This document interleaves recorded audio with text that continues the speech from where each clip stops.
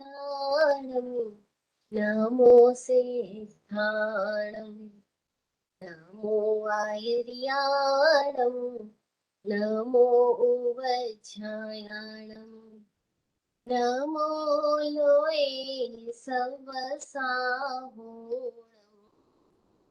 ऐसु पंच नमोकारो सव पावपणासनो मंगलानं च सर्वेसिं पढमं हवै मंगलम्।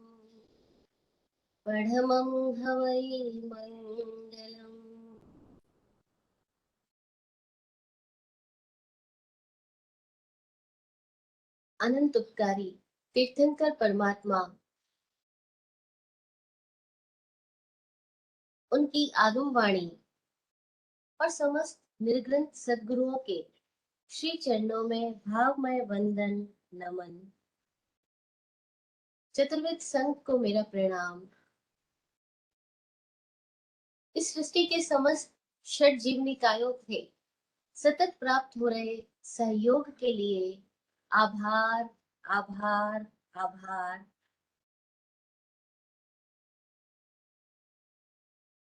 सबका कल्याण हो।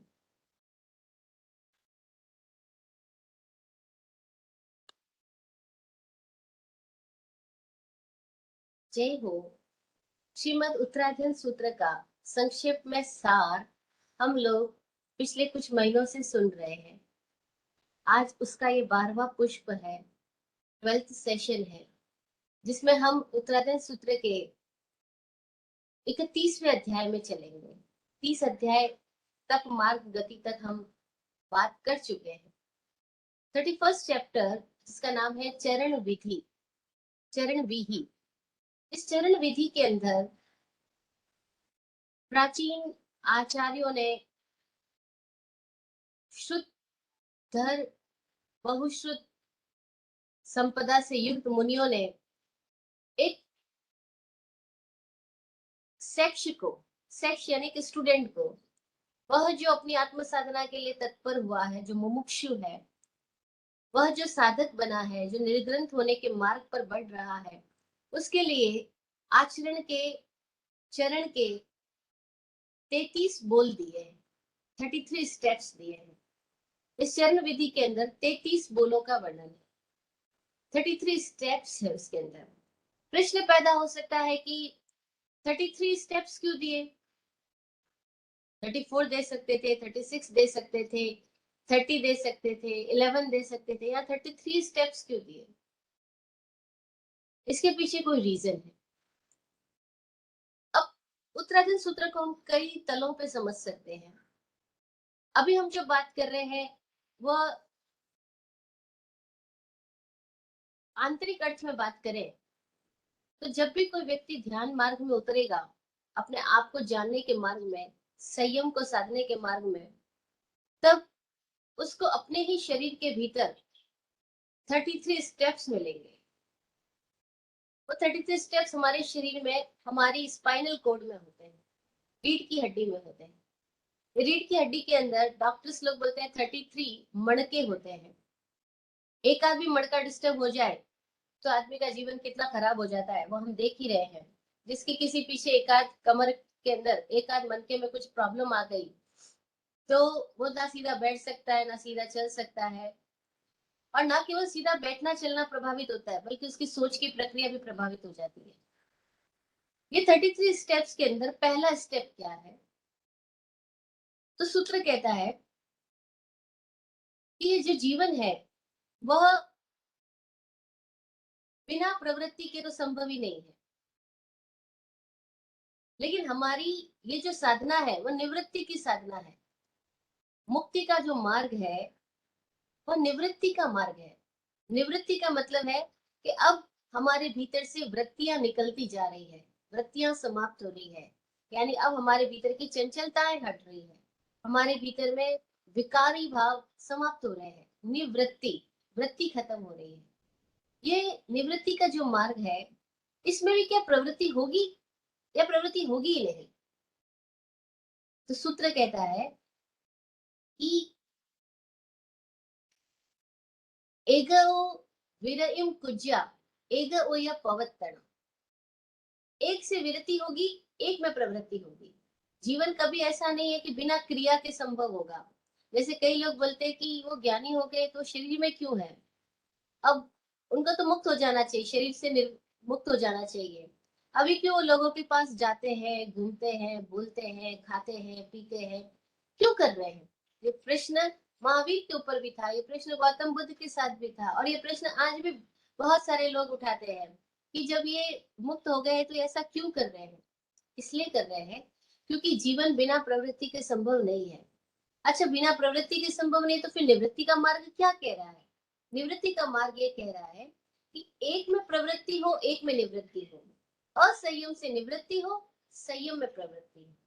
एगो विरहिम कुज्जा, एक से विरति करो, और एगो ये पवत्तनम, एक में प्रवृत्ति हो। तो किसमें? तो बोला असंयम में नियतिम च संयम में ये पवत्तनम, असंयम से निवृत्ति हो और संयम में प्रवृत्ति हो। संयम में प्रवृत्ति का मतलब क्या हुआ कि वही क्रियाएं जो एक अज्ञानी कर रहा है वही ज्ञानी कर रहा है, लेकिन ज्ञानी और अज्ञानी के बीच में भेद आ गया। भेद कहाँ आ गया? कि ज्ञानी के भीतर संयम घटित हुआ है। संयम यानी अब उसके भीतर बैलेंस आया है, अब उसके भीतर सजगता आई है, होश आया है। और वो किसी भी क्रिया को करते हुए उस क्रिया के वश में नहीं जाता है, उस क्रिया के अधीन नहीं हो जाता है।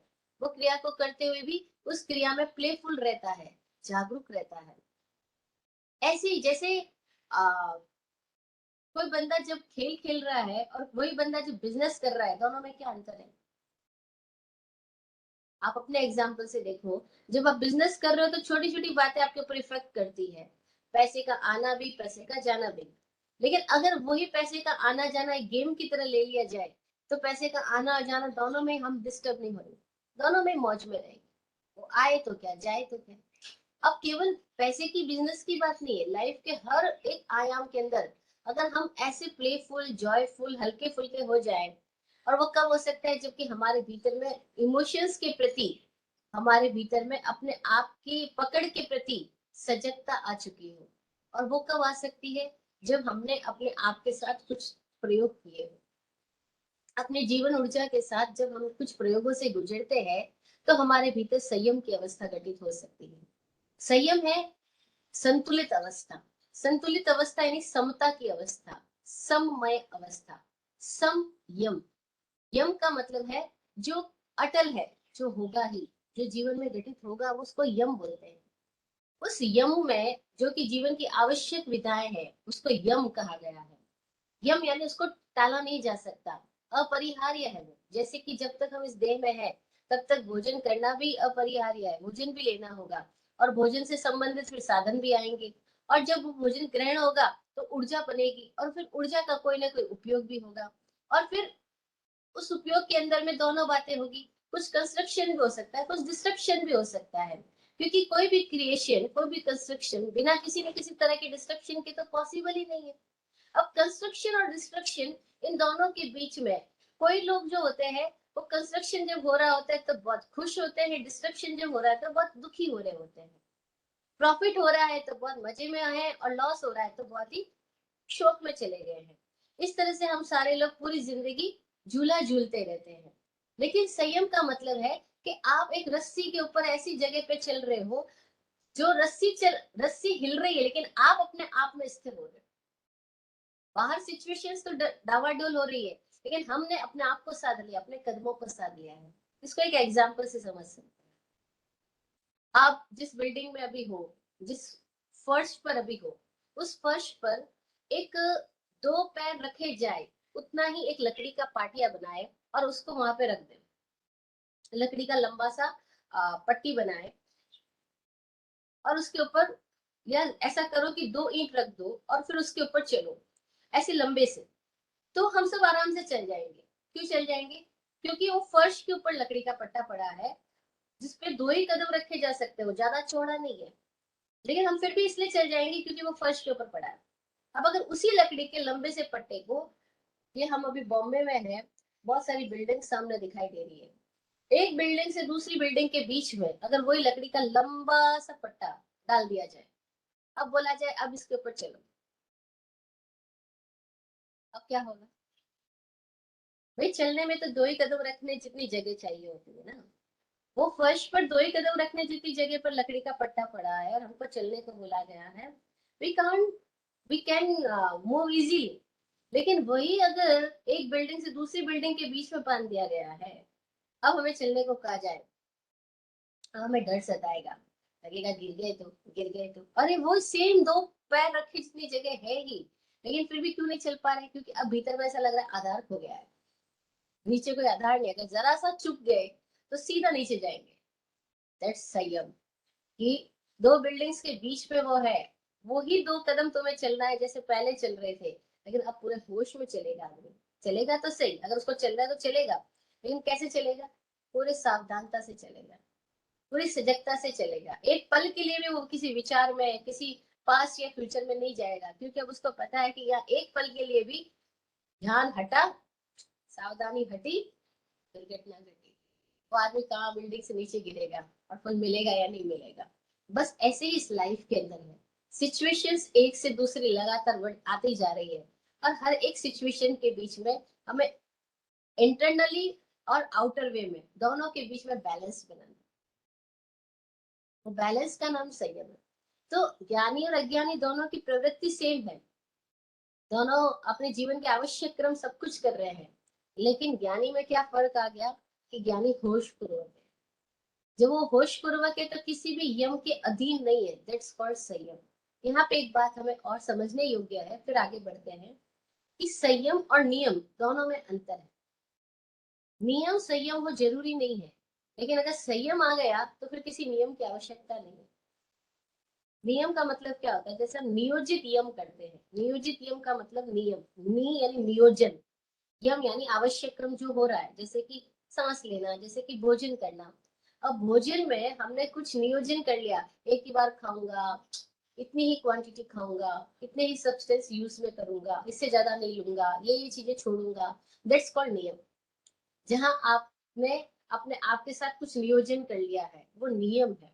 जैसे मैं कमाऊंगा लेकिन इतना ही अमाउंट कमाऊंगा, इतना ही अमाउंट का इंटरेस्ट लूंगा या दूंगा, इतनी ही बात करूंगा, इससे ज्यादा बोलूंगा नहीं, ये सारी बातें नियम कहलाती है।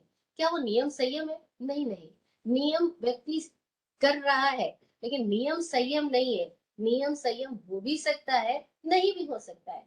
नियम संयम की ओर ले जाने में उपयोगी हो भी सकता है, नहीं भी हो सकता है।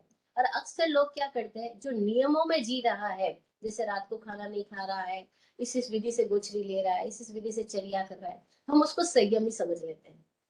संयम भीतर की बात है, नियम बाहर से दिखाई पड़ सकता है। नियम आउटर वे में हमें दिखाई पड़ेगा, अरे ये व्यक्ति इतनी जोड़ी कपड़े रखता है, अरे व्यक्ति इतनी जोड़ी चप्पल रखता है, इतने ही काम रखता है, इससे ज्यादा वो संग्रह नहीं कर रहा है, इससे ज्यादा वो चीजें नहीं ले रहा है या नहीं बोल रहा है, दैट्स ऑल कॉल्ड नियम। नियम में व्यक्ति नियोजन कर रहा है, और संयम भीतर की वो अवस्था है जहां व्यक्ति के भीतर इतनी सजगता, इतना होश आ गया है कि अब वो बाहर की किसी भी क्रिया को करते हुए या नहीं करते हुए, दोनों स्थिति के अंदर उसके वश में नहीं जाता। तो वो किसके वश में नहीं रह, किसके वश में नहीं जा रहा है? आउटर कोई भी चीज पे। ऐसा कैसे पॉसिबल है कि बाहर कोई गुस्सा कर रहा है, बाहर कोई कान में कील ठोक रहा है, तब भी महावीर ध्यान में खड़े हैं, अपनी मौज में खड़े हैं। उनके पैरों के अंदर आकर के कोई लकड़ियां जला रहा है और खीर पका रहा है, ईंधन महावीर के पैरों के बीच में ईंधन डाल दिया गया है, कितनी गर्मी होगी सोचो। जरा सी एक आंच इतनी से हमारे नजदीक लगने लग जाए, वहां से दूर हट जाते हैं, लेकिन महावीर फिर भी मौज में खड़े। क्यों? क्योंकि वो किसी भी परिस्थिति के वश में नहीं है। तो वो कहाँ है? वो अपने आप में। उन्होंने अपना कंट्रोल अपने आप पर ले लिया है। अब उनकी जीवन ऊर्जा है, उनके विचार, वो सब कुछ उनके भीतर की दिशा में गति कर रहे हैं, बाहर की दिशा में गति नहीं कर रहे हैं। वो संयम है। इस संयम को हमें अपने ही विवेक को जगा करके अपने ही भीतर उत्पन्न करना होता है। ये भीतर में उत्पन्न हुआ बैलेंस है। इसको ऐसे समझ सकते हैं, जैसे कोई कोई आदमी पहली बार साइकिल चलाना सीखता है, मैंने भी कभी सीखी थी, तो पहली बार जब साइकिल पर बैठता है तो सामने वाला ये कहेगा भाई हैंडल पकड़ लो, पैडल पकड़ लो, लेकिन अब बैलेंस कैसे लाओ? हैंडल और पैडल तो ले लिया, लेकिन हम उस साइकिल के ऊपर ही जमे कैसे? वो तो साइकिल गिर जाएगी। कि स्टार्टिंग में सभी के साथ ऐसा होता है अनुभव कि कोई कोई गिरता है, फिर लोग बोलते हैं अच्छा गिर गिर के ही सीख जाते हैं, इट्स ओके। पूरी जिंदगी में ऐसे ही हो रहा है, गिर गिर के ही, लेकिन सीखो तो सही। तो वो बैलेंस कैसे हो जाता है उसके बाद में, जब साइकिल पे बैलेंस हम का जमाना आ जाता है एक बार, उसके बाद हम जमीन की ग्रेविटेशन के बियॉन्ड अपनी साइकिल आराम से चला पाते हैं, अब हम नहीं गिर रहे हैं। और फिर तो ऐसी भी स्टेज आ सकती है कि एक टाइम में कि दोनों हाथ खोल दिए हैं, दोनों पैर खोल दिए हैं, उसके बावजूद साइकिल चल रही है। दोनों हाथों को हैंडल से हटा दिया, पैरों को पैडल से हटा दिया, फिर भी साइकिल चल रही है। यानी कोई नियम नहीं है, कोई नियोजन नहीं है, कोई विधि विधान नहीं है, और फिर भी व्यक्ति संयम में है। यही तो लाइफ है, यही जिंदगी है कि बाहर से कोई क्रिया की पकड़ नहीं है, किसी को दिखाई भी नहीं दे रहा है कि अरे तुम चला ही नहीं रहे पेंडल, तुम हैंडल भी नहीं पकड़े, तुम्हारी साइकिल कैसे चल रही है। इसलिए चल रही है क्योंकि भीतर में संयम आ गया, बैलेंस आ गया, अब उसके ऊपर कंट्रोल आ गया, अब हम अपने स्वामी हो गए, अपने मालिक हो गए।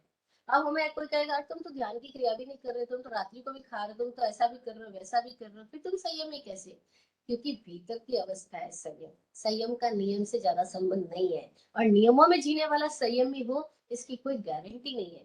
हाँ, ये नियम उपयोगी हो सकते हैं अगर भीतर में जाने में हम अपने आप की साधना में मददगार हो, हम अपने आप की को साधने के लिए उनका उपयोग कर रहे हैं तो।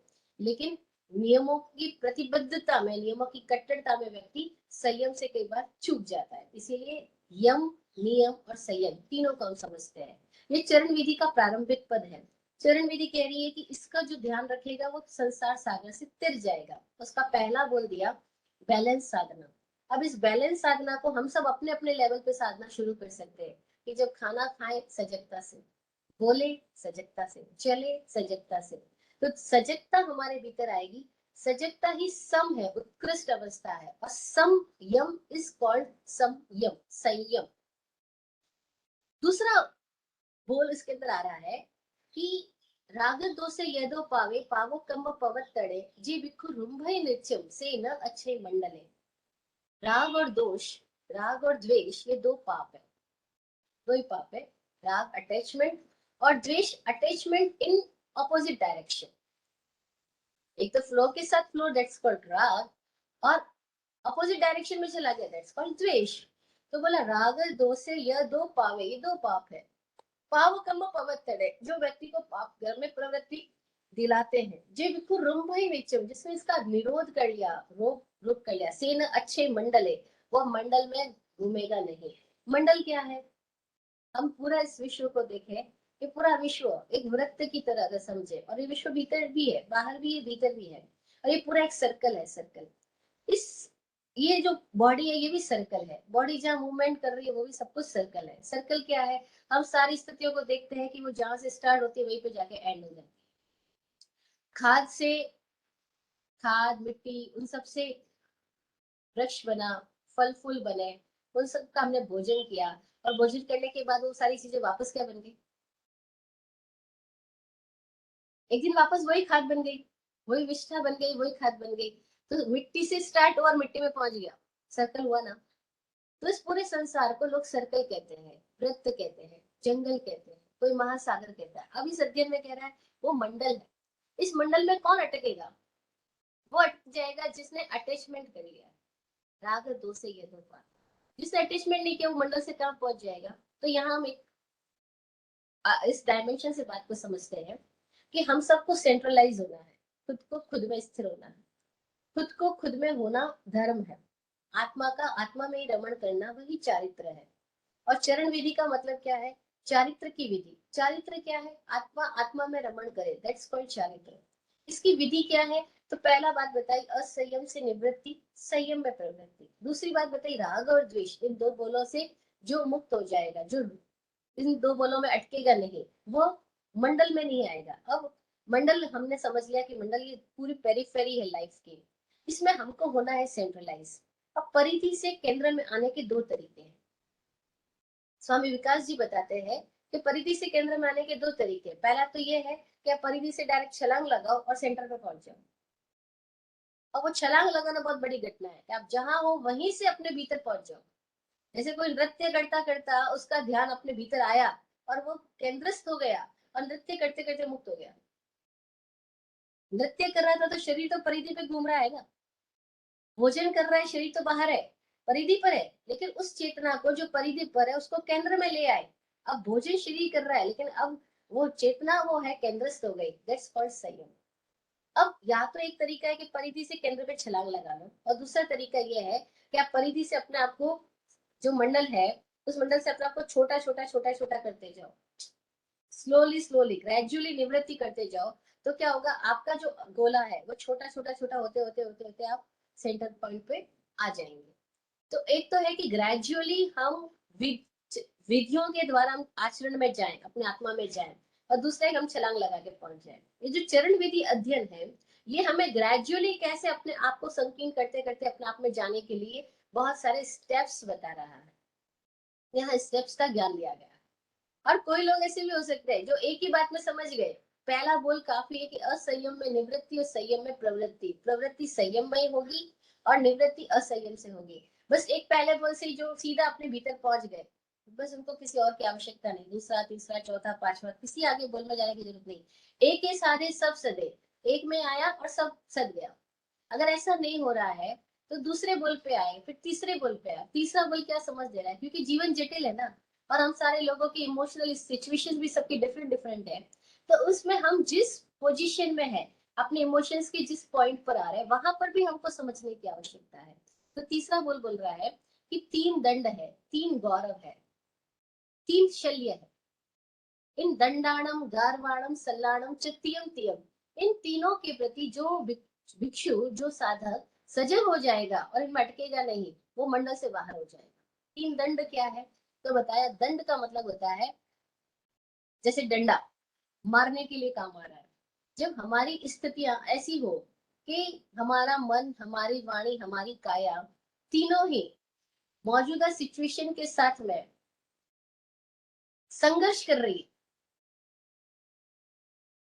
दंड के रूप में प्रयोग में आ रही है। संघर्ष क्यों कर रही है, क्योंकि वो सबको नकार रही है, विरोध कर रही है, काट रही है, मार रही है, हिंसक बन गई है, तो उसको दंड बोला है। जैसे हम कहते हैं मुझे अच्छा नहीं लग रहा, मैं ये बर्दाश्त नहीं कर सकता, बस अब हम दंड बन गए। हम जिनके साथ रह रहे हैं उनके लिए भी, खुद के लिए भी, दोनों के लिए। तो अगर दंड रूप हो गए हैं तो संसार के मंडल में अटक जाएंगे, नहीं हुए तो मुक्त हो जाएंगे। दूसरा है गौरव। गौरव क्या बताया, तो तीन तरह का गौरव बताया। गौरव यानी घमंड आ जाना, अपनी अचीवमेंट्स का घमंड आ जाना, रिद्धि गौरव। जो खाने को बढ़िया मिल रहा है, अच्छा टेस्ट मिल रहा है, उसमें मजा, उसमें अटक जाना, उसका घमंड आ जाना, रस गौरव।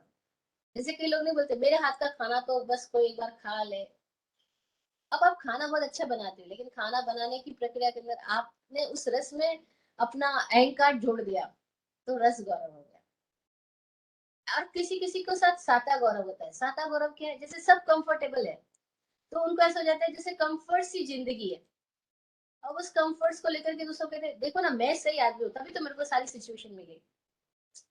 जब लोगों को कंफर्ट्स मिल रहे होते हैं ना, तो वो अन्य लोगों के सामने ऐसा प्रूव करने की कोशिश कर रहे होते हैं कि I am the right person, that's why I get all these things. नहीं तो इतना धन मेरे पास कैसे आता है, इसका मतलब मैं सही आदमी हूँ। इतने लोग मेरे को कैसे फॉलो करते हैं, इसका मतलब मैं सही आदमी हूँ। अब आदमी अपने आप को दूसरों की नजरों से, साथ दूसरों से जो कुछ सहायता मिल रही है उसके द्वारा वो अपने आप को राइट प्रूव करने की कोशिश में चला जाता है। अब यहाँ क्या हो गया, वो खुद को नहीं जानेगा, खुद को जानेगा ही नहीं, क्योंकि वो खुद को दूसरों के प्रेजेंस के द्वारा, कंफर्टेबल सिचुएशंस के द्वारा अपने आप को प्रूव करने में चला जा चुका है, और सारी दुनिया उस व्यक्ति को मानती है। जैसे हम कोई फिल्मी एक्टर, जो फेमस एक्टर, उसका नाम ले, चाहे सलमान खान का, चाहे शाहरुख खान का, चाहे अमिताभ बच्चन का, हम मैंने उनको क्या बोला, अरे ये सक्सेसफुल लोग हैं, क्योंकि इनका नेम फेम है, इनके पास वो सारी कंफर्ट्स है जिसके लिए कोई आदमी तरसता है। और फिर वो लोग भी हो सकता है, मैं एक एग्जांपल दे रही हूँ, ऐसा हो या नहीं आई डोंट नो, वो लोग भी हो सकता है ये मान ले कि हाँ हम राइट है। क्यों हम राइट है, क्योंकि उनको ऐसा लग रहा है कि हमारे पास सब कुछ आ गया। लेकिन क्या ऐसा है, वो अपने आप के अंदर खोजेंगे तो पता लगेगा, वो अपने आप को तो जानते ही नहीं। उनके चित्त में तो शांति नहीं है, बेचैनी बनी हुई है। उनके अंदर और की पकड़ तो गई नहीं है। इसका मतलब है वो कितनी भी साता की सिचुएशंस में हो, लेकिन अभी भी वे इस मंडल में ही घूमते जाएंगे। अब ये घूमते जाएंगे, इसका पता कब चलेगा, क्योंकि साता तो असाता में बदलेगी। जो मिला है वो तो छूटेगा, और जब छूटेगा तब आदमी तड़पेगा, और तब वो तड़प बता देगी कि ये व्यक्ति इसी संसार के अंदर ये से मुक्त नहीं हुआ। तो बाहर की सिचुएशन में, हमें आउट ऑफ सिचुएशन में बहुत प्लेस मिल रहा हो, तब भी घमंड में नहीं जाना। अगर जा गए और उसके साथ अपने आप को एसोसिएट कर लिया, तो हम संसार में अटक जाएंगे।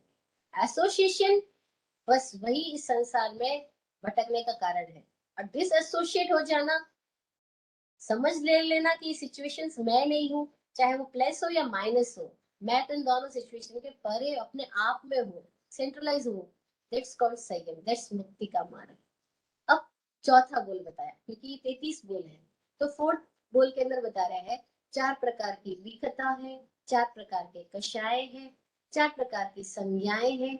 इनमें जो उपयोग युक्त हो जाएगा, जो सावधान हो जाएगा, हर जगह पर एक बात आ रही है कि जे भिक्खु जयई नित्यम, जो सतत जग जग करके चल रहा है, से न अच्छे मंडले, वो इस मंडल के अंदर अटकेगा नहीं, अब उस मंडल से आच्छादित नहीं होगा, अब वो किसी भी सम्मोहन में, किसी प्रभाव में नहीं जाएगा। से न अच्छे ही मंडल है। वो क्या बताया, 4 में 4 विकथा। विकथा क्या है? वे बातचीत तो पूरी दुनिया कर ही रही है, लेकिन किसके संदर्भ में बातचीत कर रही है? हमारी सबकी बातचीत का विषय क्या होता है? अपनी कथा नहीं होती। हम सबको विकथा यानी दूसरे की कथाओं में रस होता है, विपरीत कथाओं में रस होता है, विकार युक्त कथाओं में रस होता है। कौन कौन सी विकार युक्त कथा है? तो 4 बताया उसके अंदर में। स्त्री के लिए पुरुष, पुरुष के लिए स्त्री, स्त्री कथा। भात कथा, भोजन की कथा। राज कथा, पूरे दुनिया भर की पॉलिटिक्स की कथा। इस तरह से कोई भी व्यक्ति लगातार या तो विषय की कथा में रस ले रहा है, इंद्रियों के विषयों की कथा में, अरे तुम वो कपड़ा कहाँ से लाए, अरे वहां का खाना बहुत फेमस है, लोग बात शुरू करते हैं और खाने पे पहुंच जाते हैं। कई लोग बोलते हैं हम किसी से भी बात करें और किसी भी सब्जेक्ट की बात करें, हमारी सबकी बातें अल्टीमेट पहुंचती कहाँ पर है? खाने पर।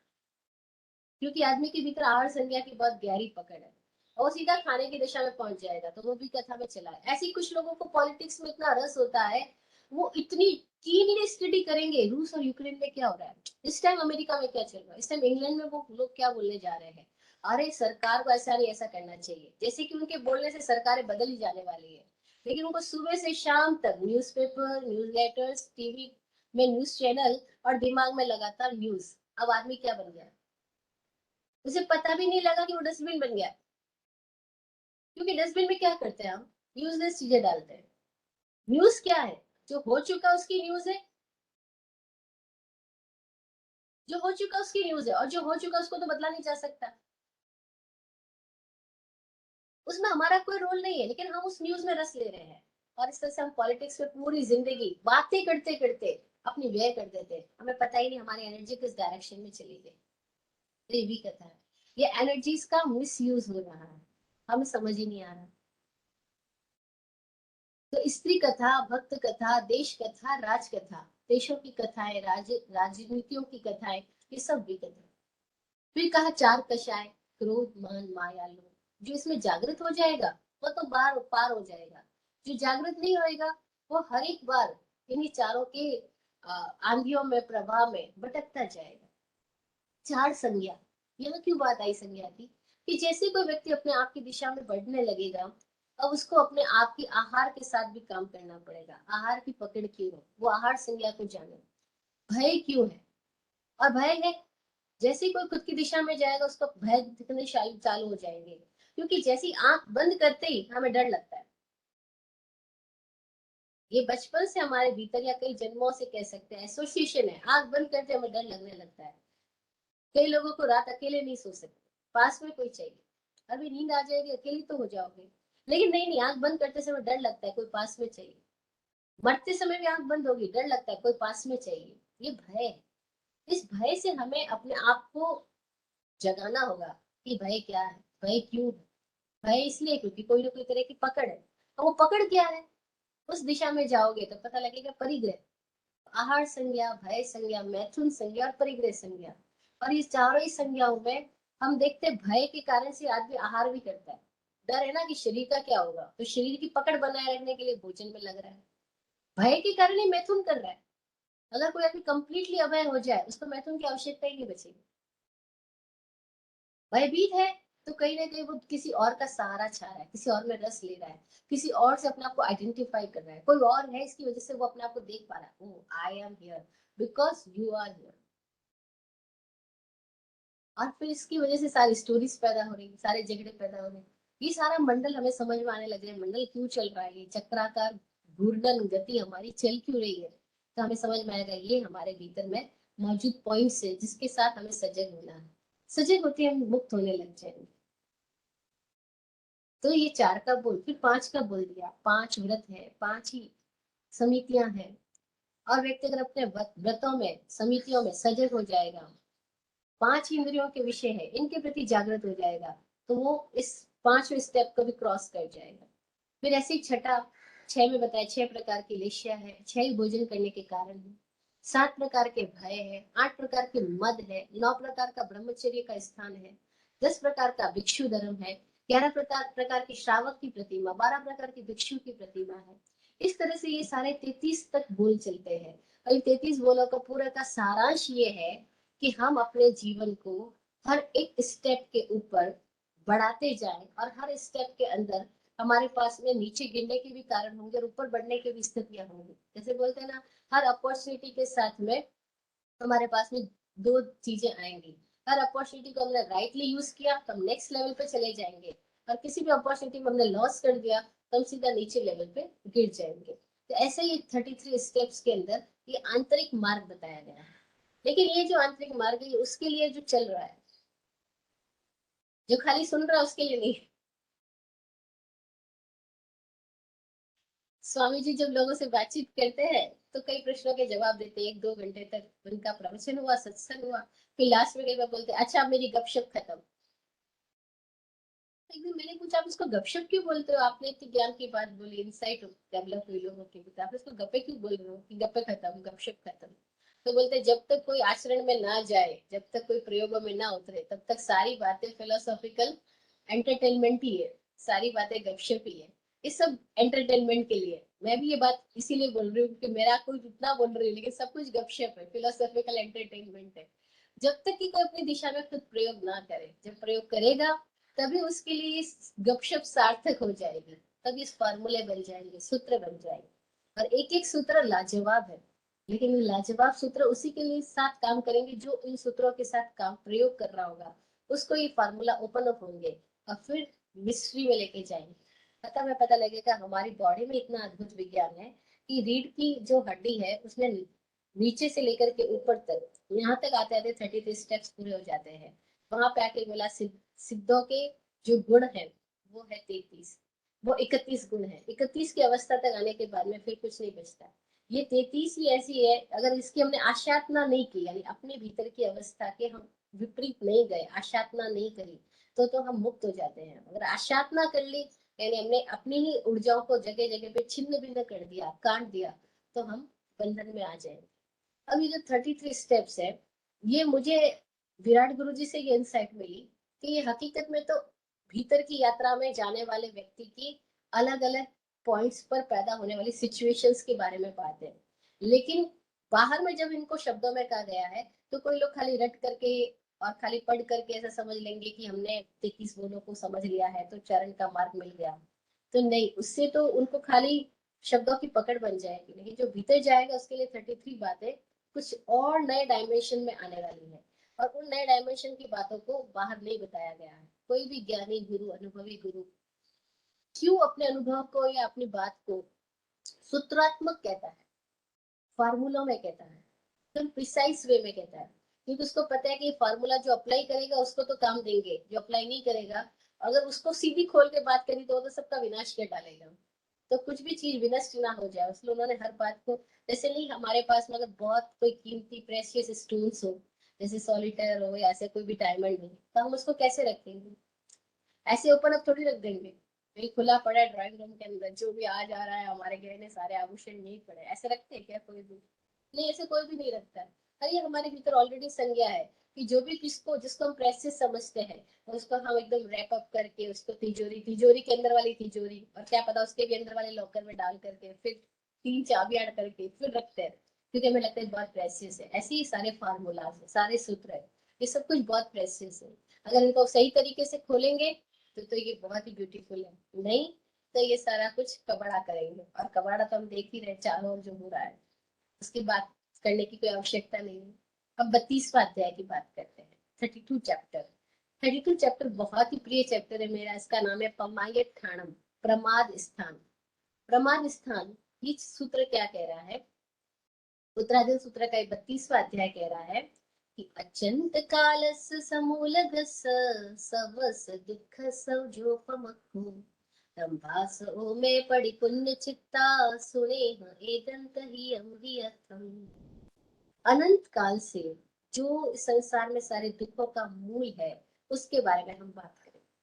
अगर उसको हमने ध्यान से सुना और उस दुख के मूल का विज्ञान जान लिया तो हम उससे मुक्त हो जाएंगे, सारे दुखों से मुक्त हो जाएंगे। अब दुखों से मुक्त होने के लिए क्या कुछ क्रिया बदलनी होगी या अपनी समझ बदलनी।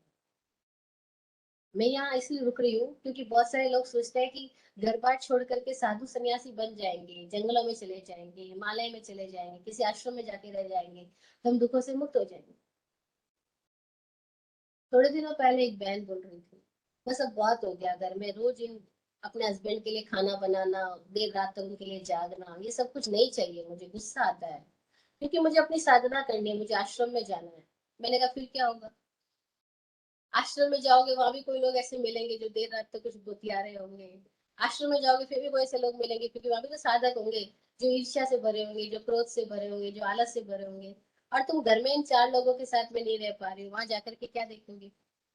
जो दोष अभी चार लोगों में दिख रहा है वही दोष आश्रम में भी दिखेगा। और अभी तुम कह रही हो यार मेरे को समाधि नहीं हो रही, आश्रम में जाके समाधि घटित हो जाएगी तो होगी क्या, क्योंकि सिचुएशंस तो वही रूप मिलने वाली, रूप बदल बदल के मिलेगी। लेकिन कोई ऐसा सोचता है कि क्रिया बदल देने से हो जाएगी, तो सूत्र कह रहे हैं नहीं। ज्ञानस्व सर्वस्व पगासनाय, ज्ञान होने से बदलेगा, ज्ञान प्रकाशित करेगा। अन्नान मोहस्व विवर्जनाय, अज्ञान और मोह का विवर्जन ज्ञान से होता है। ज्ञान हुआ तो उसका लक्षण है क्या, मोह नहीं रहेगा, अज्ञान नहीं रहेगा। फिर राग और द्वेष की समझ आ जाएगी और जैसी समझ आ जाएगी उससे मुक्ति हो जाएगी। तो समझ बदलेगी, दृष्टि बदलेगी तो दुखों से मुक्ति होगी। लेकिन खाली आस्थान बदल लेने से, खाली क्रिया बदल देने से, खाली ये सोचने से कि ये हो जाएगा तो हो जाएगा, ओनली ऐसे करने से नहीं। हाँ वो सहयोगी हो सकते हैं लेकिन ओनली स्थान बदलना कारण नहीं बने। तो क्रिया नहीं, समझ, समझ बदलेगी तो क्रिया खुद बदलने लगेगी। इस अध्याय के अंदर ये बताया गया है कि इस पूरे संसार में सब लोग दुखी है। क्यों है दुखी, दुख का कारण क्या है। एक शब्द में कहूँ तो प्रमाद, और उसी को सूत्र की भाषा में कहूँ तो मोह। मोह सारे दुखों का कारण है। आठवीं गाथा में कहते हैं इस अध्याय की कि दुखम हयम जस्य न होई मोह, जिसको मोह नहीं उसको कोई दुख नहीं है। एक आदमी की फैक्ट्री में आग लग गई आधी रात। अब उसके पास लोग पहुंचे भागते भागते, अरे अरे तुम्हारी फैक्ट्री में आग लग गई, ये हो गया वो हो गया। ठीक है ना, नींद क्यों खराब करनी, जाना है जिसको जाएगा, आना है जिसको आएगा। उसको मोह नहीं। फिर हो सकता है उसकी पार्टनरशिप थोड़ी उस फैक्ट्री के अंदर, वो कहता है मेरी तो 5 पैसे की पार्टनरशिप है, मुझे क्या लेना देना, हो रहा है होने देते। अब क्योंकि उसकी पार्टनरशिप अगर 5 ही प्रतिशत की, वो अपनी नींद भी खराब नहीं कर रहा है, लेकिन अगर 100% की होती, उसी की फैक्ट्री होती, हो सकता है उसको सुबह लगा होता भागता दौड़ता जाता, रोना चिल्लाना चालू कर देता। और अगर वो नहीं है तो क्या होगा, लग रही है लगने दो। भाई नमी राजू ऋषि को यही तो बोल रहे इंद्र की आग लग रही है मिथिला में, तो बोल रहे जल रही है जलने दो, आग भी तो कल जलना तो है। सबको मृत्यु तो आनी है, सबको चलना ही है, इसमें क्या करना। तो मोह है तब तक तो दुख है, मोह नहीं है तो दुख होगा नहीं। तो फिर सवाल करेंगे सामने वाले लोग, सवाल तो पूछेंगे फिर मोह क्यों है, ये मोह है क्यों। मोहो हो जस न होई तन्हा, मोह इसलिए है क्योंकि तृष्णा मौजूद है। दुख का कारण मोह, मोह का कारण तृष्णा। तृष्णा का मतलब क्या है, राजस्थानी मारवाड़ी भाषा में बात करें तो जब किसी को प्यास लगती है तो लोग बोलते हैं बहुत तिरस लगी, तरस रहा हूँ, प्यास लग रही है। तिरसने का मतलब क्या, भीतर में एक तड़प पैदा हुई है, एक रिक्तता पैदा हुई है, एक खालीपन पैदा हुआ है। वो जो खालीपन है उसको भरने के लिए तो हम सब कुछ काम कर रहे हैं। अगर आप हमारे आसपास कोई लोग नहीं हो तो हम तो अपने आप को एकदम खालीपन फील करेंगे, अरे ये खालीपन, फिर उगता जाएंगे इससे। और उगता के क्या करेंगे, तुरंत मोबाइल उठा के किसी को फोन करेंगे, बातों में बिजी हो जाएंगे।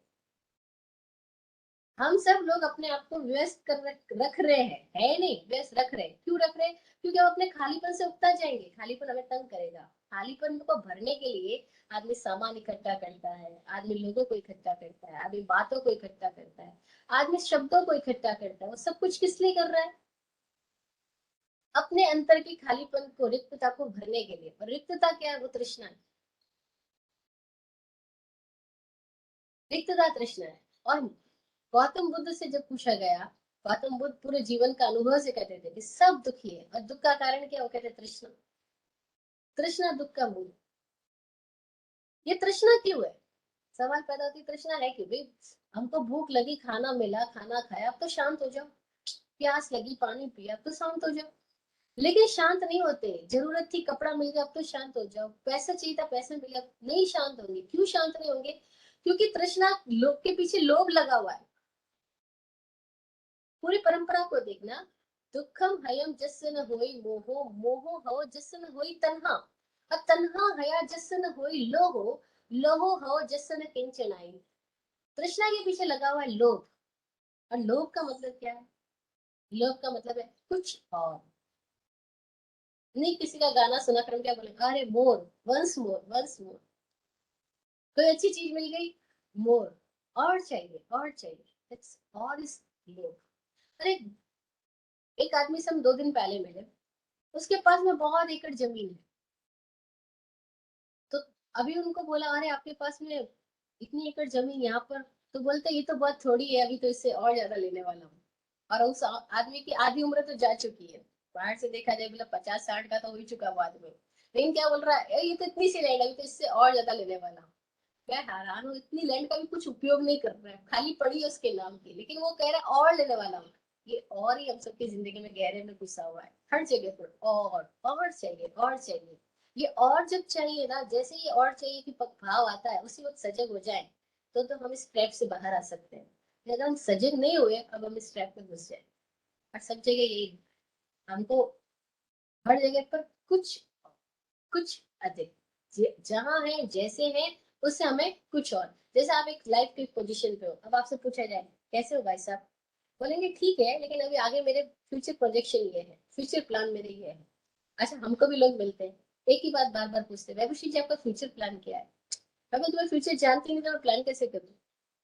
और आप कुछ तो प्लान कर रहे होंगे ना, कोई आश्रम बना रहे होंगे, कोई जगह जा रहे होंगे, आपने कुछ तो सोचा होगा। मैंने कहा मैं सोचूं कैसे, जब मैं जानती नहीं उसके बारे में क्यों सोचूं? स्पॉन्टेनियस लाइफ जीते, जो सामने आएगा उसको जिएंगे। अगर मैं पहले से सोचती तो आपके घर पे नहीं आ पाती, क्योंकि पहले से सबको डिजाइन हो जाता और आपने अक्ल रिक्वेस्ट कर मैं आ जा रही हूँ। कैसे आती अगर पहले से डिजाइन होता तो हम तो खाली छोड़ते स्पेस, हम जानते ही नहीं कल के बारे में। लेकिन हर आदमी को फ्यूचर चाहिए। अच्छा, वो कितना भी जगह पे पहुंच जाए ना, उसको फिर भी कल बाकी रहेगा। और जो मर जाते हैं, उनके भीतर में भी क्या रहता है? कल ये करेंगे, कल वो करेंगे। और पता भी चलता, मृत्यु तो आ गई, मृत्यु तो आ गई, लेकिन कल, कल कभी नहीं आता। और हर आदमी कल कल कल ये करेंगे, दैट्स लोभ। लोभ यानी कल, लोभ यानी वासना, लोभ यानी जो मिला है उसमें संतुष्ट नहीं, कुछ और। बोलते ना, अमेरिका का वो सबसे धनी आदमी जब मर रहा था, उसे पूछा गया, अरे तुमने तो जिंदगी में इतना पैसा कमा लिया, तुम तो सबसे सुखी होंगे। वो बोले अभी तक तो कुछ नहीं किया, अभी तो और करना। वो लंदन का एक कुलरीज कवि, जब वो मर रहा था, उसे पूछा तुमने 40,000 कविताएं लिखी है, कितना मजा है तुम्हें? वो बोले अभी तो साज ही बिठा पाई, अभी तो कुछ और लिखना था, अभी तो कुछ और गाना था। ये कुछ और, चाहे कवि की जिंदगी हो, चाहे लेखक की जिंदगी हो, चाहे पॉलिटिशियन की जिंदगी हो, चाहे नॉर्मल आदमी की जिंदगी, चाहे वो एक साधु की आदमी, सन्यासी बने आदमी की जिंदगी, वो भी कहेगा अभी तो कल स्वर्ग मिलेगा, अभी तो कल मोक्ष मिलेगा। अरे बाबा, कल नहीं, वो इसी पल में है। लेकिन प्रमाद का मतलब, एक वर्ड में कहे तो प्रमाद यानी कल, और मोक्ष यानी पल। जो पल है वो मुक्ति है, जो क्षण में है वो मुक्त है। और जैसे ही वो कल में गया, प्रमाद में गया। प्रमाद को एक शब्द में समझा जाए तो वो कल है, और मुक्ति को एक शब्द में समझा जाए तो वो क्षण है, वो पल है। आचार्य एक बहुत प्यारा सूत्र आता है, खड़म जाना ही पंडित। जो क्षण को जानता है वो पंडित है। और खड़म से मुक्ति, क्षण में मुक्ति है। मुक्ति का क्षण में। और मुक्ति में बाधक क्या? प्रमाद। और प्रमाद में क्यों है आदमी? क्योंकि दुखी है। अच्छा, दुखी क्यों है? क्योंकि मोह है। अच्छा, मोह क्यों है? क्योंकि तृष्णा है। अच्छा, तृष्णा क्यों है? क्योंकि लोभ है। और सारे ही पापों का बाप कौन है? सारे पापों का बाप लोभ है। फिर बताया कि जैसे मुर्गी से अंडा, अंडे से मुर्गी, सवाल पैदा होता है पहले कौन पीछे कौन? अंडा पैदा हुआ पहले या मुर्गी पैदा हुई पहले? जहां ये अंडक पबबा बलागा, जैसे अंडे से मुर्गी, मुर्गी से अंडा, दोनों समानांतर एक साथ ही है। हम इनमें से किसी को नहीं कह सकते पहले मुर्गी थी, क्योंकि पहले मुर्गी थी तो वो आई कहां से? अच्छा, हम कह रहे हैं कि अंडा पहले था, तो वो अंडा आया कहां से? अभी तो किसी मुर्गी से आया, बिना मुर्गी के तो अंडा नहीं आता। तो ये संसार क्या है, क्यों उसको चक्र बोला? क्योंकि इसकी स्टार्टिंग और एंडिंग कोई पॉइंट ही नहीं है। हम एक गोला भी बनाते कागज के ऊपर, तो उसका स्टार्टिंग और एंडिंग कोई पॉइंट नहीं है, बस इसी का नाम संसार है, स्टार्टिंग एंडिंग कोई पॉइंट ही नहीं। क्यों? क्योंकि मोह से तृष्णा, तृष्णा से मोह। एमेव मोह एणम को तन्ना, तन्ना च मोह एणम वयंती। मोह का स्थान, उत्पत्ति स्थान तृष्णा, तृष्णा से का उत्पत्ति स्थान मोह। ये पूरा एक वृत्त है। इससे बाहर कैसे आएंगे? इसे मुक्ति का उपाय क्या है? उपाय है, इससे बाहर आने के लिए हम जिस पॉइंट पे खड़े हैं, पहले हम सब लोग अलग अलग फ्रीक्वेंसी जोन में हैं, अलग अलग माइंड मेंटल लेवल पे खड़े हैं। हमको अपने से हायर लेवल वाले लोगों के पास जाना। भाई हम फर्स्ट क्लास में डायरेक्ट 14 क्लास में तो नहीं जाएंगे ना। तो हमारी फर्स्ट क्लास के टीचर भी अलग होंगे, 14 क्लास के टीचर भी अलग होंगे। अब जो फर्स्ट क्लास में है, उसको सेकंड क्लास की ओर देखना होगा, सेकंड को थर्ड क्लास की ओर बढ़ना होगा। तो क्या बताया, तस्सी समग्दो गुरु विद्ध सेवा, इसका मार्ग है दुखों से, तृष्णा से मुक्ति का मार्ग क्या है? गुरु और वृद्धों की सेवा करो। सेवा का मतलब क्या है? पैर दबाना। लोग पैर भी दबाते और गला भी दबाते, और अक्सर जो लोग पैर दबा रहे होते हैं वही गला दबाते हैं। ऐसे ही तो है। घर में कौन आपके नजदीक है, वही आपसे सबसे ज्यादा लड़ाई करेगा, वही सबसे ज्यादा नाराज हो जाएगा। आपका जो प्रिय से प्रिय दोस्त है, वही आपका सबसे बड़ा दुश्मन होने वाला है। कभी कोई दुश्मनी होगी तो उसी के साथ दुश्मनी होगी जिसके साथ पहले कभी ना कभी दोस्ती रही हुई हो। तो यह सेवा का मतलब पैर दबाना, गला दबाना। और श्रावक लोग भी तो ये करते हैं, कहते हैं महाराज साहब की सेवा कर रहे हैं, अच्छा उसके बाद में क्या करें, महाराज साहब को अपने नियमों में डाल रहे हैं, अपनी सोच में बांध रहे हैं। हम नहीं चाहते आप उस जगह जाओ, हम नहीं चाहते आप ऐसे के साथ, हम नहीं चाहते, हमारे अनुसार करो। तो फिर क्या हुआ, आप तो सेवा के लिए आए थे, फिर क्या हो गया, मालिक बन बैठे। समाज के अंदर जो पदाधिकारी होते हैं, पोस्ट पे आते हैं, प्रेसिडेंट, वाइस प्रेसिडेंट एंड आप सब जानते हो सेक्रेटरी एंड जो जो आप लोग बनाते हो, ये सारे लोग आए किसके लिए थे समाज की पोस्ट पे? बोलते सेवा करने के लिए आए। हम भी समाज की कुछ सेवा कर सके, इसलिए मैंने प्रधान का पोस्ट लिया है, इसलिए मैंने मंत्री का पोस्ट लिया। अच्छा कर क्या रहे हो? पैर दबा रहे, गला दबा रहे। और वो सेवा करने आए थे, मालिक बन के बैठ गए। और वो सोचते हैं कि ये सभा मेरी है, मैं जैसे चाहूंगा सभा वैसे चलेगी, साधु संस्था मेरी है, मैं जैसे चाहूंगा वैसे साधु संस्था चलेगी। साधुओं को भी ये अमीर धनी मानी लोग, पद वाले लोग अपने अनुसार और नहीं चले ना तो नाराज। हम आपके यहाँ ना संग लेकर के आएंगे, हम आपका ना चौमासा कराएंगे, हम आपसे ना बात करें, वंदना नहीं करेंगे, क्योंकि आप हमारे अनुसार नहीं चल रहे हो। अरे ये तो नई बंदगी होगी, नई गुलामी होगी। आज कोई आनंद गंजी जैसे योगी हुए। आनंद गंजी के साथ क्या हुआ? वो एक योग्य व्यक्ति थे, योग्य साधु थे, सच्चे निर्ग्रंथ थे। ऐसे थोड़े ही फकीर है, बाकी तो सारे फकीर भी डरपोक है, समाज की सोच से प्रभावित होकर चल रहे हैं। वो साधु भी नहीं है एक्चुअल में, तो साधु के बाने में डरपोक लोग बैठे हुए हैं। कोई आनंद गंजी हो, उनके जमाने में, और वो जिस गांव में विचरण कर रहे थे, गुजरात के गांव में एक प्रथा थी कि समाज का जो प्रधान आ जाता है तभी प्रवचन चालू होएगा। इस समाज के लोगों ने ऐसा अपने भीतर में बना लिया कि हमारे प्रधान को हम इतना रेस्पेक्ट देते हैं, उसके आने के बाद प्रवचन चालू होएगा। आनंदगंज जी को तो प्रवचन का टाइम हो गया और लोग बैठे हैं, वो प्रवचन चालू कर दिए, समाज का प्रधान तो लेट आया। उसके लिए वो क्यों रुके? कोई एक व्यक्ति के लिए थोड़ी प्रवचन हो रहा है, प्रवचन तो सबके लिए हो रहा है जो भी सुनने के लिए आए हैं। उन्होंने प्रवचन चालू कर दिया है और वो प्रधान लेट आया है। उसको इतना गुस्सा आया, क्यों गुस्सा आ रहा है? क्योंकि मेरे आने से प्रवचन होना चाहिए, यू नो, मैं सेवक हूँ। वही तो सेवक रहा है अपने आप को, सेवक वेवक कुछ नहीं है। देखो पैर दबाने की वजह गला दबा रहा है। और क्या बोलते हैं, मैं हूँ प्रधान, मेरे आने से पहले कैसे प्रवचन कर लिया? पहले कर लिया, साधु जी हम आपको अपने मंदिर में नहीं ठहरने देंगे, बीच चातुर्मास में आनंद गंज जी ने विहार कर दिया, जंगलों में चले गए। क्या हुआ उस समय में? लोगों ने कितनी कितनी आनंद गंज जी के लिए बात कही होगी। जो सच्ची निर्ग्रंथ पकड़ होते हैं वो तो किसी से भयभीत नहीं हो रहे हैं, लेकिन उस समय की संस्था ऐसे को कोई स्वीकार नहीं करती। जीवित साधु को, जीवित गुरु को कभी समाज स्वीकार नहीं करता। कि मरने के बाद याद करते हैं, अरे आनंदगंज जी महान हुए थे, और उनकी 24 सब गाते हैं, लेकिन जब वो थे तब तो लोगों ने अपने मंदिरों में उनको ठहरने नहीं दिया, कुछ भी नहीं बहराई। बस ऐसा ही होता है। तो क्या वही गुरु है जो भय से मुक्त है, जो निर्ग्रंथ है? ऐसे किसी गुरु और ऐसे अनुभवी व्यक्ति की जब सेवा में रहेगा, यानी इसकी परिउपासना में रहे, उसके पास बैठे, कुछ दबाने की जरूरत है, खाली पास बैठने की जरूरत है। पास बैठने मात्र से गुरु की अनुभव शिष्य के भीतर ट्रांसफर होने लगे, कभी शब्दों से, कभी दृष्टि से, कभी संकेत से, कभी क्रियाओं से, और कभी साइलेंस से। किसी भी तरीके से हो सकता है। कई बार गुरु बोल के भी कुछ कहता, तो उनका साइलेंस बहुत कुछ कह देता है। तो साइलेंस को कोई समझ ले तो शिष्य पार हो जाए। तो क्या उस मोह तृष्णा इस सारे चक्रव्यूह से मुक्त होने का उपाय क्या है? कि जो ऐसा कोई मुक्त हो चुका है, ऐसा गुरु कोई है, उसके पास बैठो, उसकी सेवा में रहना, उसकी शुश्रूषा करना, उसके लिए अपना तन मन धन समर्पित करना। तस्य समग्र गुरु वित्त से विवत जड़ा बाल जड़ से दूरा। और जो बाल बाल लोग है, बाल मतलब क्या, बच्चे की तरह जिन लोग है, चाइल्ड मेंटेलिटी वाले हैं। और चाइल्ड मेंटेलिटी क्या, उनको पता है ना, रूठना, मनाना, चीखना, चिल्लाना, बात बात के ऊपर। बच्चों के साथ क्या होता है, वो गुस्सा करेंगे, आप उनको थोड़ा सा चॉकलेट दे दो, कुछ कर लो, मान जाते हैं। बड़े बड़े लोग भी तो ऐसे ही होते हैं, गुस्सा करते हैं, फिर उनको जाके थोड़ा रिश्वत दे दो, मान जाते हैं। तो वो बाल जन है, जो बात बात पे अभी भी रूठ रहे हैं, झगड़ा फसाद कर रहे हैं, और नहीं कर रहे। बड़े बड़े ट्रस्टीज संस्थाओं के 80 साल, 70 साल, 90 साल के हो जाते हैं, तो भी उनके झगड़े नहीं छूटते, पकड़ नहीं छूटती, नाराजगी नहीं छूटती, रूठना वराना नहीं छूटता।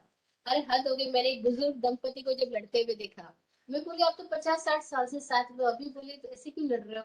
बोले ये ऐसा नहीं मानती, वो ऐसा नहीं मानता। अरे मैंने कहा इतने सालों से भी लड़ाई जारी है। हाँ, अभी तक लड़ाई जारी है, क्योंकि वो बच्चे ही है, शरीर से बड़े हुए, उम्र से नहीं, उम्र से बड़े हो गए, समझ से बड़े नहीं, मेच्योर ही नहीं है। तो कहा जो अनमेच्योर लोग हैं उनसे दूर रहना।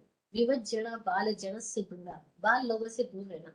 सज्जाए स्वाध्याय करना, खुद को देखना, दूसरों को नहीं, खुद को पढ़ना, स्वाध्याय करना। और क्या करना? एकांत निवेशनाय, एकांत में बैठ जाना, एकांत में बैठ करके अपने आप के साथ रहना। क्योंकि जो व्यक्ति खुद के साथ रहना सीख गया, वो दुनिया में रहना सीख जाएगा।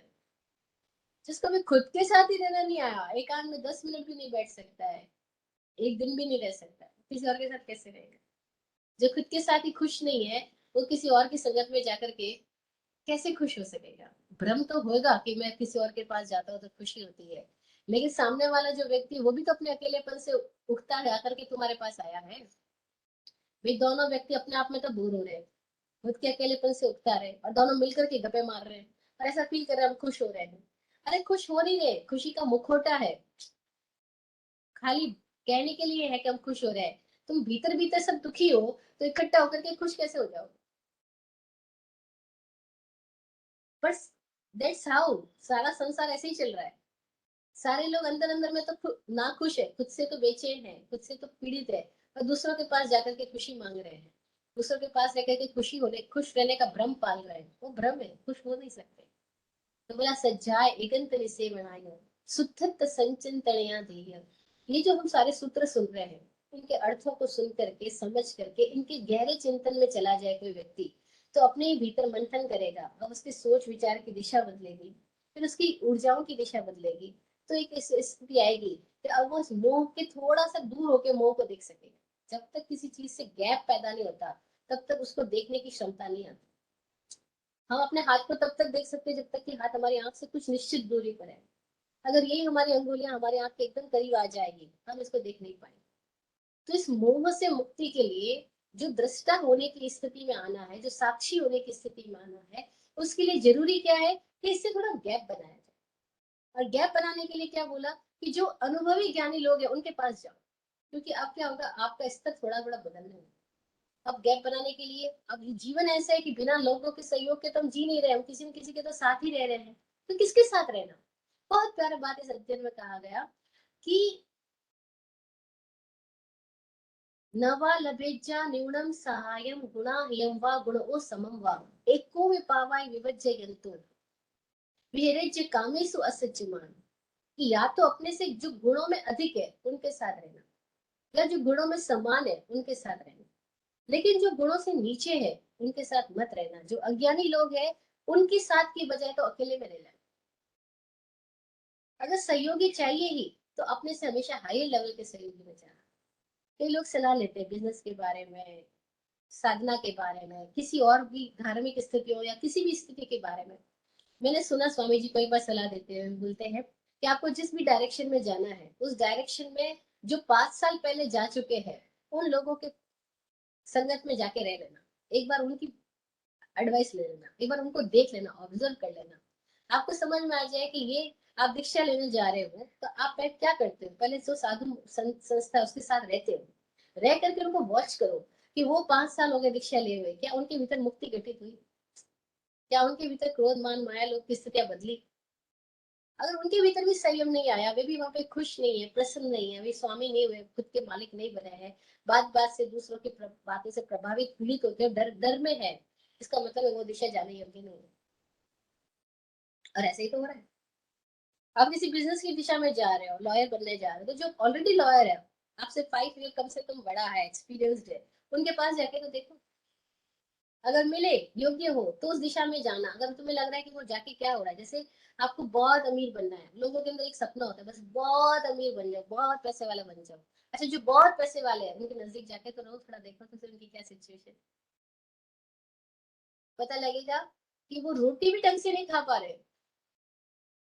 पता लगेगा घर में पूरी टाइम स्ट्रेस है। पता लगेगा पैसे की संपत्ति को लेकर के पूरी घर घर परिवार में वाद विवाद है, कोर्ट केस में सब कुछ पड़े हैं। अच्छा, आपको वही सब कुछ चाहिए तो उस डायरेक्शन में जाओ, वो सब कुछ नहीं चाहिए तो छोड़ो। तो क्या बोला, अपने से अधिक श्रेष्ठ के पास में रहना, नहीं समझ में आए वैसा कोई सम्मान वो भी नहीं मिले तो अकेले चले जाना, लेकिन अपने से हीन लोगों की संगति में नहीं जाना, अनुभवी के पास जाना, अनुभवी से ही अनुभव प्राप्त होगा। फिर आगे सज्जन के अंदर बताया कि ये जो मोह है वो सब हमारे इंद्रिय वासनाओं की पकड़ की वजह से। अब इंद्रियों, 5 इंद्रियां सबके पास है, वैसे देखो तो 6, एक 5 की बात कर ले हम, कान नाक आंख, श्रोत इंद्रिय, चक्षु इंद्रिय, घ्राण इंद्रिय, रसना इंद्रिय यानी जीभ टेस्ट, और स्पर्श इंद्रिय यानी टच। इन 5 इंद्रियों के 5 सब्जेक्ट है। कान का सब्जेक्ट सुनना है, आंख का सब्जेक्ट देखना है, नाक का सब्जेक्ट सूंघना है, रसना का सब्जेक्ट चखना टेस्ट करना है, और बॉडी का सब्जेक्ट टच करना है। ये 5 इंद्रिया और इसके जो 5 सब्जेक्ट्स है, इन 5 सब्जेक्ट्स के साथ में छठा इंद्रिय है हमारा मन, जो भावनाओं के साथ जुड़ा, जो विचारों के साथ जुड़ा हुआ है। ठीक है, ये 6 स्टेप्स है। इन 6 स्टेप्स के साथ में हम पूरी दुनिया में भ्रमण करते हैं। हम 6 के साथ में तो दुनिया में घूम रहे हैं, शरीर यानी 5 इंद्रिया और मन, छठी बात।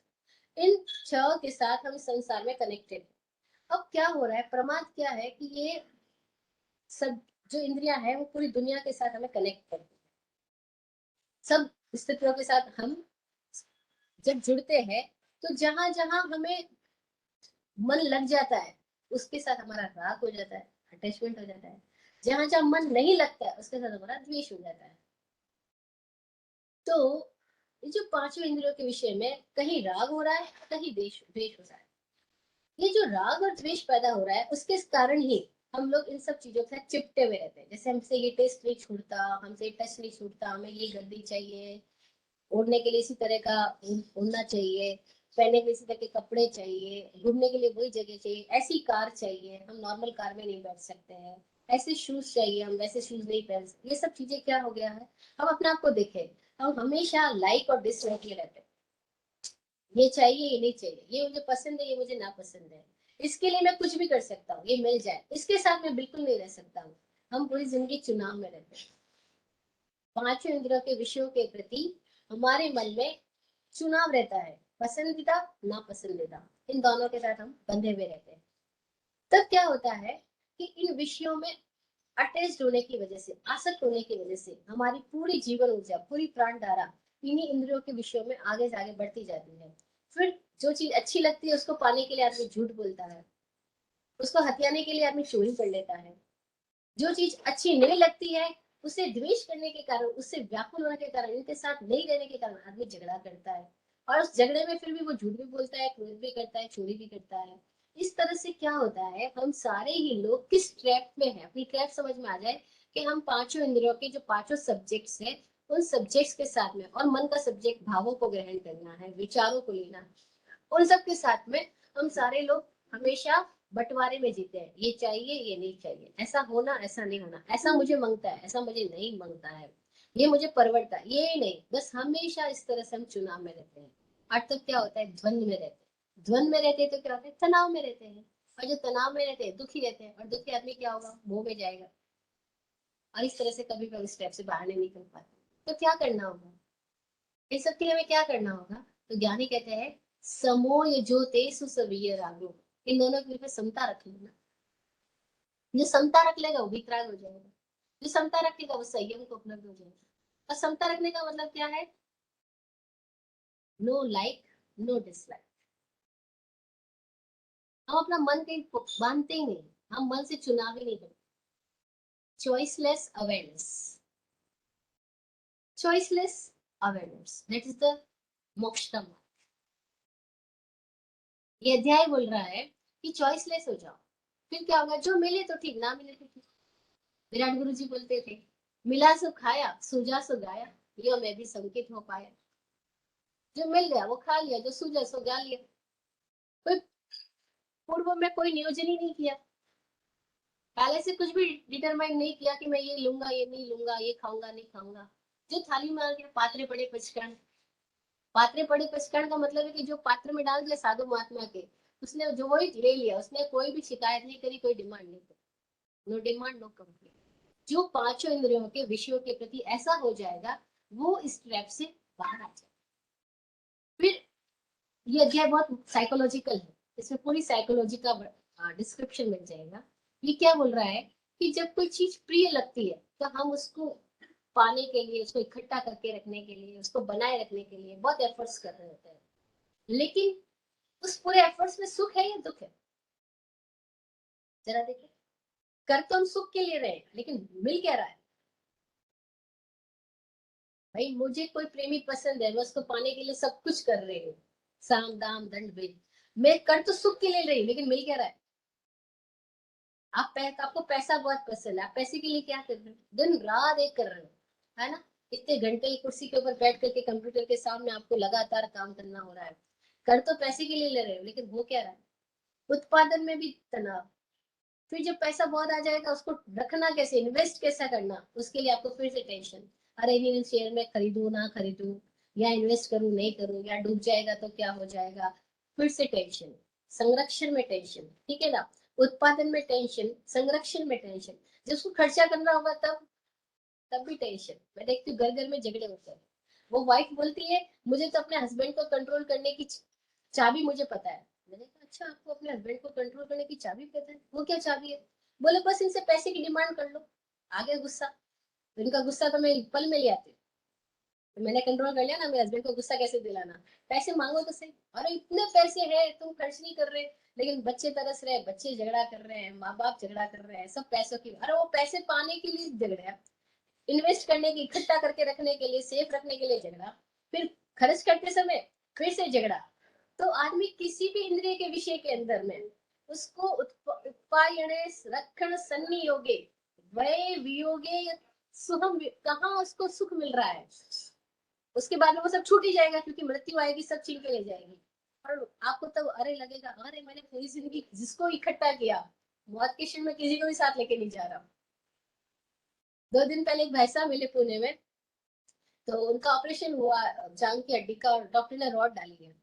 तो कहते हैं, कोई लोग बोलते हैं साथ में कुछ नहीं जाएगा, मैंने तो अपने शरीर में रॉड डलवा रही है, लेके जाऊंगा।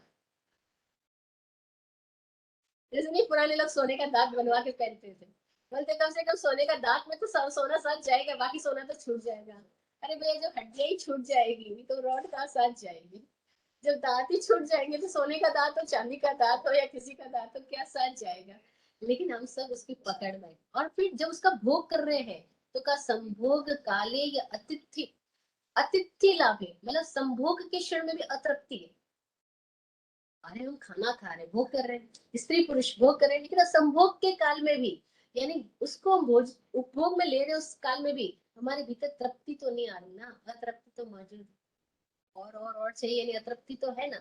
तो बोला कि उत्पादन, संरक्षण, व्यय, वियोग और संभोग काल, सब में अतृप्ति है। ये साइकोलॉजी है। अगर हमें समझ में आ जाए कि सारी बीमारियों की जड़ क्या है, वो सारी बीमारियों की जड़ इसमें है, मन लगी चीज को पकड़ना चाहते हैं, जो मन को नापसंद है उस चीज से हम भागना चाहते हैं, और इसको पकड़ने में भी हमारा तनाव, उसमें भी तनाव, हर एक उस पॉइंट पे तनाव है, और फिर भी हम इसी को सुख का मार्ग कह रहे हैं।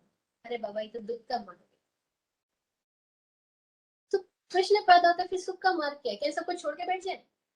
अच्छा, मुझे खाना नहीं चाहिए, अच्छा मुझे पहनना नहीं, कपड़ा भी नहीं चाहिए, पैसे भी नहीं चाहिए, रिश्ते भी नहीं चाहिए, इन सब को छोड़ करके मैं अकेला रह जाऊं तो मैं सुखी हो जाऊंगा क्या? ये सूत्र कह रहे हैं नहीं, तब भी तुम शोक में जाओगे, तब भी तुम दुखी हो जाओगे, व्याकुल हो जाओगे। एक साधक 30 साल से विपश्यना कर रहे हैं, और विपश्यना करते करते उनके भीतर ऐसी स्थिति आई कि उन्होंने परिवार से अलग हो गए, सारे रिश्तों से अलग हो गए, पैसे कमाने की परिस्थिति से अलग हो गए, बस ध्यान में। अच्छा, थोड़े दिन पहले कह रहे थे मन सूखा सूखा है, उजड़ा उजड़ा है, जिंदगी में कुछ रसधार ही नहीं है। अच्छा, क्यों रसधार नहीं है? क्योंकि उन्होंने सोचा कि सब छोड़ने से रस मिल जाएगा।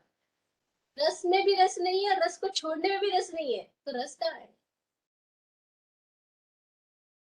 रस कहाँ है? भाई, रस में भी रस नहीं है, रस को छोड़ने में भी रस नहीं, तो रस कहाँ है? ऐसे खुद में।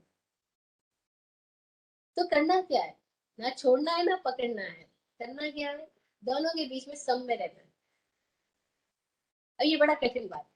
हमको पकड़ने की भाषा समझ में आ रही है, हमको छोड़ने की भाषा समझ में आ रही है।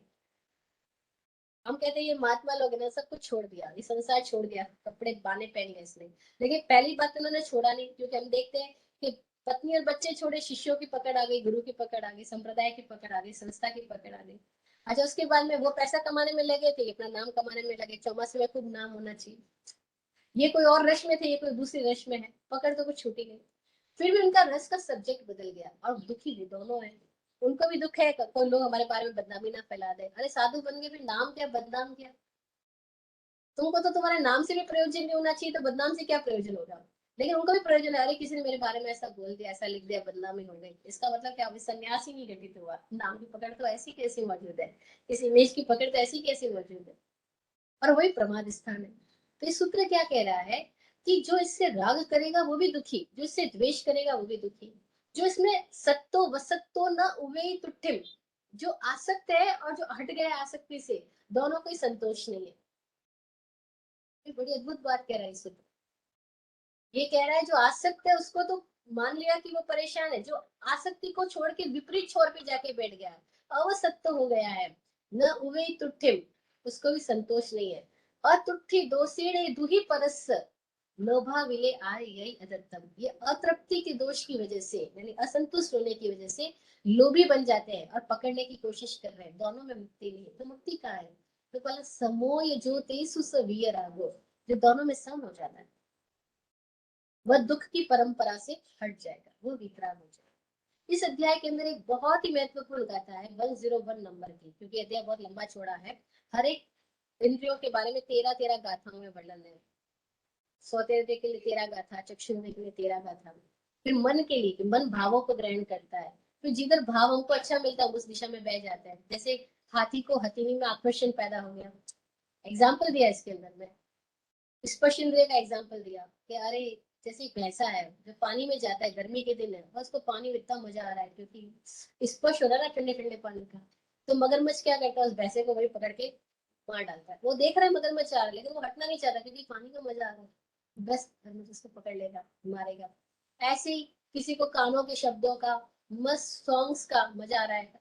हरिण का एग्जाम्पल दिया कि हरिण को सुनने का मजा आता है, तो लोग क्या कहते हैं, म्यूजिक चला लेते हैं, ट्रैप लगा, जाल बिछा देते हैं, हरिण म्यूजिक की दिशा में आएगा, जाल में फंस जाएगा। ऐसे ही नहीं है, मछलियों के लिए हम बोलते हैं कांटा डालते हैं, कांटे में आटा डालते हैं। ऐसे तो कांटे में कोई मछली क्यों आएगी, लेकिन कांटे में आटा पड़ा है तो मछली आटा खाने आएगी, और कांटे में मिल जाएगी और जाल में पकड़ ली जाएगी। और हम सारी दुनिया में ऐसे ही तो कर रहे हैं, सब एक दूसरे के लिए कांटा डाल रहे हैं और कांटे में आटा डाल रहे हैं। आटा देख करके लोग आते हैं, फिर कांटे में लोग फंस जाते हैं, और हम सब लोग संसार में फंसे रहते हैं। ये अध्याय क्या बोलता है इसके आगे की बात, कि न काम भोगा समयम उवेंती, न यावि भोगा विगलिम उवेंती, जे तप ओसी य परिग्रह्य सो तेसु मोहा विगलिम उवे। ये महत्वपूर्ण बात है, सारांश सत्यन में आ रहा है कि जो कामना से भोग किया गया है, ना काम भोगा समय उवेंती, वो कभी आत्मा को प्रकट नहीं होने देंगे। न यावि भोगा विगई मोवेंती, जो खाली भोग है वो विकृति पैदा नहीं करते। यानी इंद्रियों के विषय हमें नहीं बांधते हैं, शब्द रूप गंध रस स्पर्श नहीं बांधते हैं, तो कौन बांधता है? तो बोल रहा है हमारे ही भीतर में उसके प्रति जो कामना पैदा हो गई, जो लोभ पैदा हो गया है, जो आकर्षण पैदा हो गया है, जो संकल्प विकल्प पैदा हो गया है, वो बंधन है।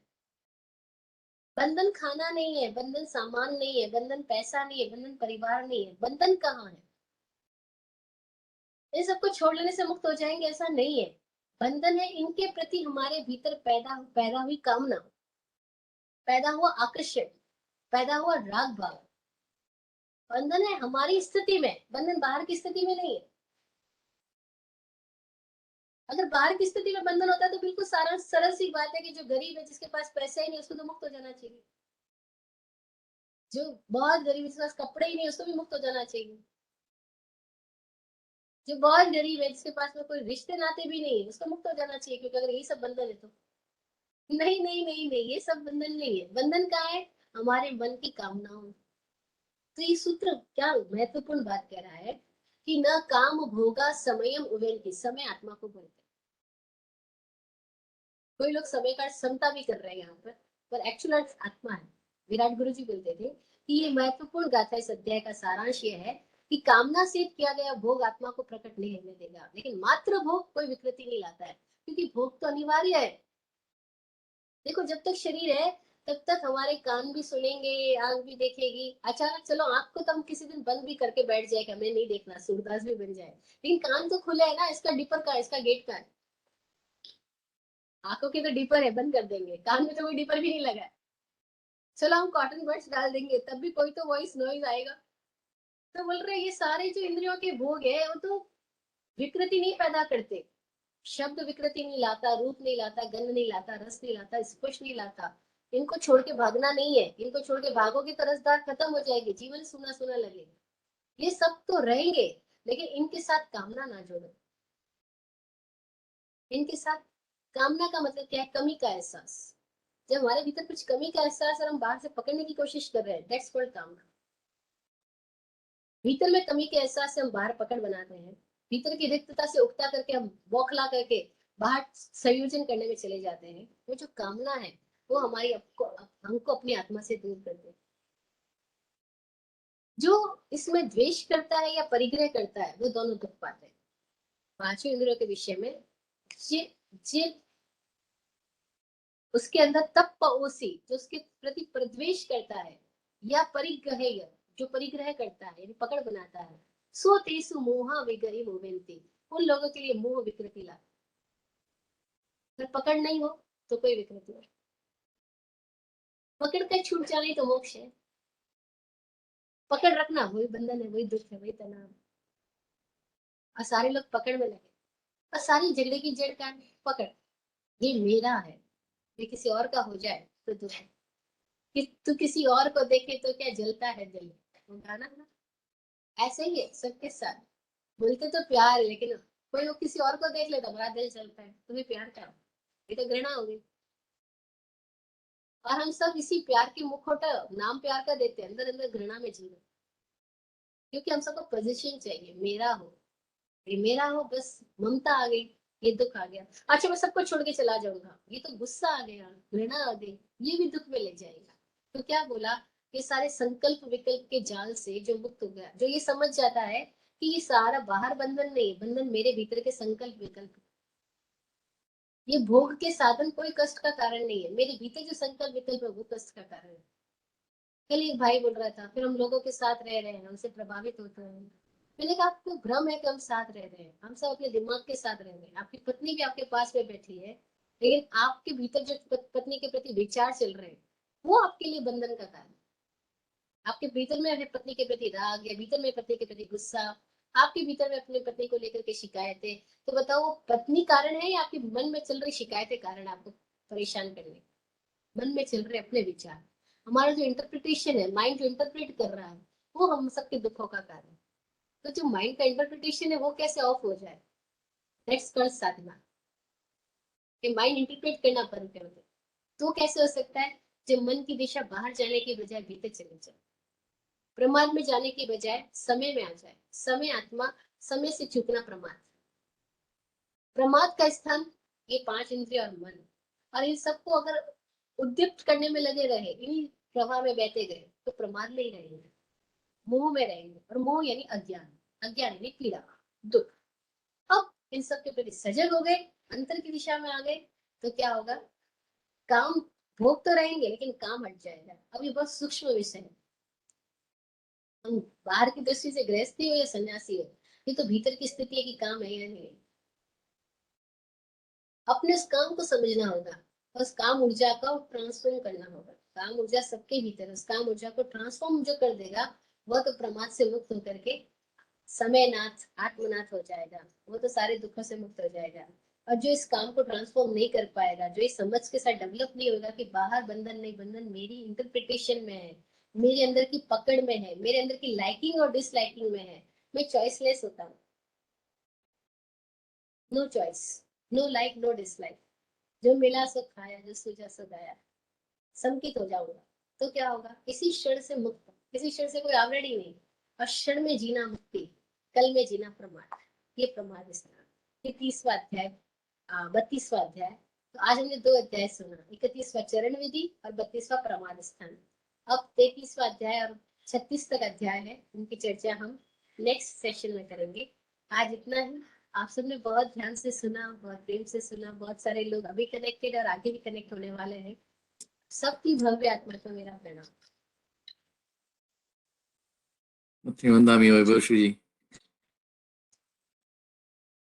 Go ahead, please. मंगल पाठ करें। आप फूलो फलो हो जिंदगी मखमल मुलायम, आपकी हर खुशी पे है हमारी जान सदके।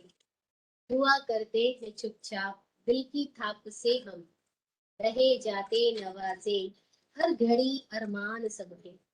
अमन और चैन से गुजरे आपका वक्त सारा, अमन और चैन से गुजरे आपका वक्त सारा। रुख पे खिलती रहे यूं रूह की मुस्कान खुल के, रुख पे खिलती रहे यूं रूह की मुस्कान खुल के। जय हो, सब मंगलमय हो, सबका कल्याण हो। ओम शांति।